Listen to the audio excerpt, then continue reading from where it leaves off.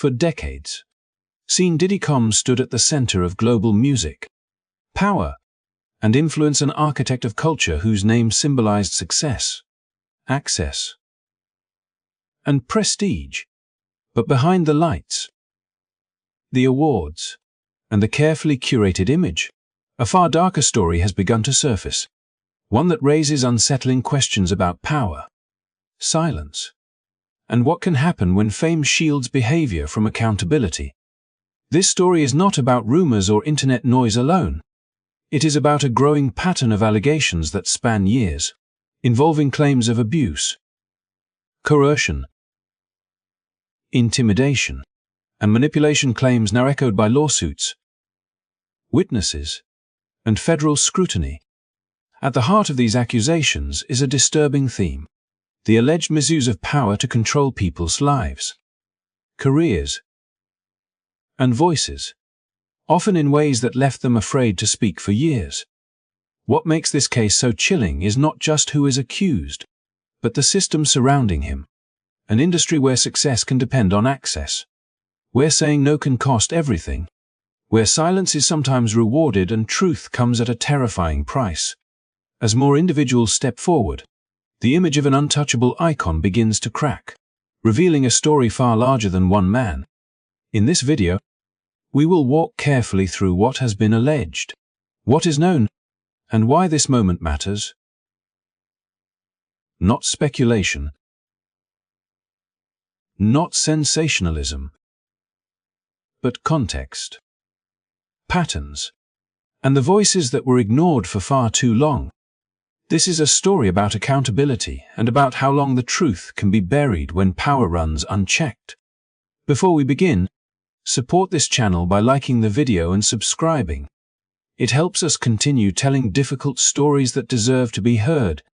Now, let us uncover what has been hidden in plain sight. As the accusations began to move from whispered conversations into formal court filings, the story took a decisive turn that connected the allegations to real-world consequences. What had once seemed untouchable suddenly faced the weight of federal attention, in coordinated actions that signaled the seriousness of the situation. Authorities carried out raids on properties linked to Scene Diddy Combs in both Los Angeles and Miami, an unmistakable sign that investigators were no longer observing from a distance. The searches unfolded with precision, not haste, suggesting months of preparation rather than a spontaneous response. Federal agents reportedly entered multiple residences at the same time, a tactic often used when investigators believe evidence may be moved, destroyed, or concealed. According to public reporting, firearms, electronic devices, and digital storage materials were seized, items that can tell stories long after people choose to remain silent. Phones, hard drives, and video files are not just objects. They are timelines, networks, and records that can map years of behavior in ways memory never could. This moment reshaped the narrative. The allegations were no longer confined to personal testimonies or civil complaints. The involvement of federal authorities brought with it a different standard of scrutiny, one focused on patterns, financial trails, communications, and corroboration. Reports indicated that investigators were examining whether the accusations fit into a broader framework that could include trafficking-related offenses and organized wrongdoing, areas of law that rely heavily on documentation rather than public opinion. What made the raids especially significant was what they implied about the direction of the investigation. Federal cases of this nature rarely hinge on a single incident. Instead, they are built layer by layer, often through witness cooperation and the careful comparison of digital evidence with sworn statements. The possibility of grand jury proceedings underscored this point, suggesting that prosecutors were assessing whether enough evidence existed to move beyond investigation and toward formal charges. Jerry, by design, listens in private, weighs credibility, and determines whether the threshold for prosecution has been met. Within this context, the earlier allegations began to feel less isolated. Accounts of intimidation, control, and silence took on new meaning when placed alongside the reported seizure of recorded material and communications. Investigators, according to sources cited in the media, were not only focused on what was found, but on who appeared in that evidence, who had knowledge of it, and who may have been pressured to remain quiet. Each device potentially linked one voice to another, transforming individual stories into a larger mosaic. The raids also sent a clear message through the entertainment industry. Power, no matter how entrenched, does not grant immunity forever. For years, influence and success had helped maintain a carefully guarded image, one reinforced by wealth, connections, and cultural impact. Federal scrutiny, however, operates outside those dynamics. It follows procedures, not reputations, and it measures influence only in terms of evidence. As the investigation continues, the story remains unfinished. What is known is that the transition from allegations to action marked a critical shift, aligning the voices of accusers with the machinery of the justice system. Whether the case ultimately leads to indictments or not, the raids themselves stand as a defining chapter, one that binds the personal stories already told to a much larger legal reckoning still unfolding. As federal scrutiny intensified and investigators began piecing together timelines and evidence, the voices of those who had long remained in the shadows started to come into sharper focus. What once felt like isolated accusations now formed a connected narrative, shaped by people who described remarkably similar experiences despite coming from different corners of the entertainment world. Their stories did not emerge all at once, but when placed side by side, they revealed a pattern that was difficult to ignore. Cassie Ventura was among the first to step forward publicly, and her decision marked a turning point. For years, she had been seen primarily through the lens of her career and her high-profile relationship. Yet her account reframed that image entirely. She described an environment defined by control and fear, where emotional pressure and alleged mistreatment were constant forces rather than rare moments. Her claims suggested not just personal suffering, but a system in which power dynamics were used to dictate behavior. Silence resistance, and isolate those who depended on access to survive professionally. As her allegations gained attention, others followed. Producer Rodney "Lil Rod" Jones came forward with claims that extended beyond personal misconduct, pointing instead toward a broader atmosphere of coercion and intimidation. His account emphasized the vulnerability of those working behind the scenes, where careers often hinge on approval from a single powerful figure. According to his statements, the pressure was not always loud or public, but subtle and persistent, blurring the line between consent and survival in an industry where refusal could mean professional exile. Model Crystal Micken's story added yet another dimension, highlighting the psychological toll such experiences can leave behind. She described moments in which trust and opportunity were allegedly used as tools to lower defenses, followed by encounters that left lasting emotional scars. Her account focused not only on what she says happened, but on the aftermath. Anxiety, depression, and the long road toward reclaiming a sense of safety and self-worth. These were not fleeting impacts, but wounds that shaped years of her life. What connected these stories was not just the person they accused, but the structure surrounding them. Each described an environment where influence dictated outcomes, where speaking up felt dangerous, and where silence often seemed like the only viable option. The entertainment industry, as portrayed through these accounts, appeared less like a collection of isolated incidents and more like a system that allowed certain behaviors to persist unchecked. As more individuals came forward, the narrative shifted from disbelief to reflection. The similarities in tone, detail, and emotional weight raised questions about how many voices had gone unheard simply because the cost of speaking was too high. These were not stories told lightly or impulsively. Each carried the weight of reputational risk, legal consequences, and personal exposure, suggesting that the decision to come forward was driven by a desire for truth rather than attention. In the broader context of the investigation, these accounts became more than testimonies. They became reference points. Investigators reportedly examined how these experiences overlapped in time, location, and circumstance, searching for corroboration in records, communications, and witness statements for the individuals involved. However, the process was not just about legal outcomes. It was about reclaiming agency, breaking cycles of fear, and ensuring that what they endured would not remain hidden behind fame and influence. Together, these stories form one of the most human aspects of the unfolding case. They remind us that behind every headline and legal filing are people whose lives were shaped by moments they did not choose, and whose courage to speak now stands in contrast to years of enforced silence. As these accounts began to surface and federal attention intensified, a quieter but equally troubling question emerged.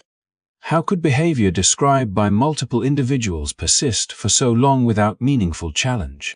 The answer suggested by the video is not simple, but it points toward a culture shaped by fear, silence, and calculated restraint. In an industry built on access and influence, the cost of speaking out can be devastating, and for many, remaining quiet may have felt like the only way to survive. Within the world of music and entertainment, power rarely operates in obvious ways. It moves through contracts, introductions, private gatherings, and informal promises that can open or close doors overnight. The video suggests that many celebrities and executives understood this reality all too well. When reputations, careers, and financial futures are intertwined with a single powerful figure, challenging that person can feel less like a moral decision and more like a gamble with everything one has built. Silence, in that context, becomes a form of self-preservation rather than indifference. The idea of exposure plays a critical role in this dynamic.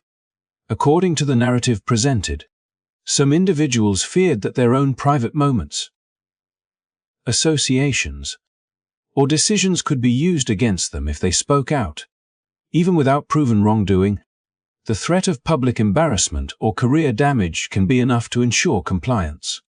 In an era where perception often matters as much as truth, the mere suggestion of scandal can undo decades of work. This fear, the video argues, created an unspoken agreement to look away rather than confront uncomfortable realities. Executives, too, are portrayed as participants in this silence, though their motivations may have differed. For those responsible for managing brands, investments, and global operations, controversy represents risk. Speaking up could destabilize profitable ventures, strain partnerships, and invite scrutiny into corporate practices that were never meant to be public. In such an environment, silence can be rationalized as pragmatism, even when it comes at the expense of accountability. What makes this culture particularly enduring is how normalized it becomes over time. When everyone assumes someone else will act, no one does. Whispers replace action, and rumors circulate without ever reaching daylight. The video frames this as a slow erosion of responsibility, where each individual's silence reinforces the next, creating a closed system that protects power rather than challenges it. This atmosphere also helps explain why those who eventually speak out often do so years later. The passage of time can weaken fear, especially when circumstances change and new forms of support emerge. Legal avenues, public awareness, and shifting cultural attitudes toward accountability can finally make truth feel safer than silence. Even then, the decision to speak remains deeply personal and fraught with uncertainty. By connecting these patterns, the video presents complicity not as a single act, but as a collective failure shaped by incentives and fear. It suggests that the real story is not only about individual wrongdoing, but about an industry that allowed influence to override conscience.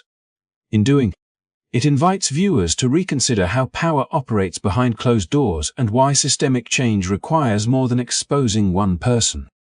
In this light, the unfolding case becomes a mirror, reflecting uncomfortable truths about how easily silence can be justified and how long it can last when breaking it seems more dangerous than maintaining it. As the silence surrounding the industry began to fracture, one voice in particular cut through with unusual force and urgency.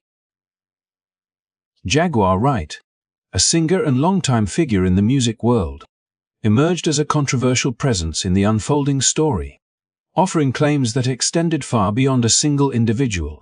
Her statements did not merely accuse. They attempted to redraw the map of power itself, implicating multiple high-profile figures and suggesting that what was being revealed was not an anomaly, but part of a deeper, long-standing pattern. Unlike others who spoke through formal legal filings or carefully worded statements, Wright's approach was raw and confrontational. She presented herself not as a distant observer, but as someone who claimed to have witnessed the inner workings of the industry firsthand. According to her, the behavior now under scrutiny was not hidden from everyone, but quietly known among those who moved close enough to the center of power. Her allegations pointed toward a system in which young talent was allegedly influenced, controlled, and shaped in ways that blurred moral and professional boundaries, all while being protected by reputation and silence. What made her role especially divisive was the scope of her claims. By naming multiple influential figures, including Jis, Wright challenged not only individual legacies, but the credibility of an entire cultural hierarchy. To some viewers, her willingness to speak so openly appeared reckless. To others, it seemed fearless. Supporters argued that her history in the industry lent weight to her words, even as critics questioned her credibility and the absence of concrete proof to support such expansive assertions. The situation grew more complex when Wright was arrested on an unrelated charge, a development that immediately polarized public opinion. For her supporters, the timing raised suspicions. They framed the arrest as an attempt to undermine her credibility or distract from what she had been saying, interpreting it as another example of how dissenting voices are marginalized. In their view, the legal trouble did not disprove her claims but instead reinforced the idea that speaking out carries consequences. Others, however, saw the arrest as evidence that her narrative should be approached with caution. They emphasized that allegations, no matter how passionately delivered, remain unproven until supported by verifiable evidence. This tension between belief and skepticism placed Wright at the center of a broader debate about truth, accountability, and how society evaluates voices that challenge powerful institutions. Within the larger story, Wright's presence serves a specific function. She embodies the collision between lived experience and legal standards, between what people say they know and what can be formally established. Her claims, while unverified, echo themes already present in other accounts: silence enforced by fear, influence operating behind closed doors, and the difficulty of confronting entrenched power without protection. The video does not present Wright as a final authority, nor does it dismiss her outright. Instead, it situates her within the growing chorus of voices that have disrupted a long-standing equilibrium. Whether her allegations are ultimately substantiated or not, her role highlights how fragile reputations become once narratives shift and how quickly public perception can change when previously unspoken ideas gain traction. In this way, Jaguar Wright's story adds another layer to the unfolding case, one that underscores the uncertainty and complexity of reckoning with power. It reminds the audience that truth does not always arrive neatly packaged, and that the path from accusation to accountability is rarely straightforward. As the documentary widens its lens, the story moves beyond any single name and begins to confront a far more unsettling question: What if the scandal is not an exception, but a symptom? What if the forces shaping hip-hop culture for decades were never driven purely by art, expression, or community, but by profit, leverage, and control exercised far above the artists themselves? In this framing, the controversy surrounding Diddy becomes a powerful symbol, not of isolated wrongdoing, but of an industry that may have lost its moral compass long ago. The film suggests that record labels, political interests, and even private prison economics quietly intersected with cultural production, turning music into a tool that could influence behavior, normalize destructive narratives, and generate enormous financial returns. Hip-hop, once rooted in resistance and lived experience, is portrayed as having been reshaped by incentives that rewarded excess while sidelining responsibility. In this view, the culture was not merely consumed, it was engineered, with artists often caught between opportunity and exploitation. Seen through this broader perspective, the allegations explored throughout the story take on new meaning. Power is no longer just personal, it becomes structural. Silence is no longer just fear, it becomes policy. And accountability, when it finally arrives, feels overdue because the system itself was never designed to encourage it. The documentary does not claim to hold every answer, but it challenges the audience to recognize patterns that repeat across generations, careers, and institutions. What makes this conclusion especially sobering is the recognition that culture reflects values. When profit outweighs ethics, when influence goes unchecked, and when success shields behavior from scrutiny, the result is not just scandal, but erosion. Trust erodes. Truth erodes. And the line between art and harm becomes dangerously blurred. The story asks viewers to consider their own role as consumers, supporters, and witnesses in an ecosystem that thrives on attention, even when that attention comes at a cost. Yet the ending is not without purpose. By connecting individual allegations to systemic forces, the documentary argues that awareness itself is a form of power. Stories once whispered are now examined openly. Voices once dismissed are now heard. And while justice may be slow and incomplete, the act of questioning authority marks a shift that cannot easily be reversed. As this story comes to a close, thank you for taking the time to watch and reflect. These are difficult conversations, but they matter because culture shapes reality, and silence allows harm to continue. If you believe stories like this deserve careful examination and honest discussion, please like this video and subscribe to the channel. Your support helps ensure that complex, uncomfortable truths are not ignored, and that accountability remains part of the conversation moving forward.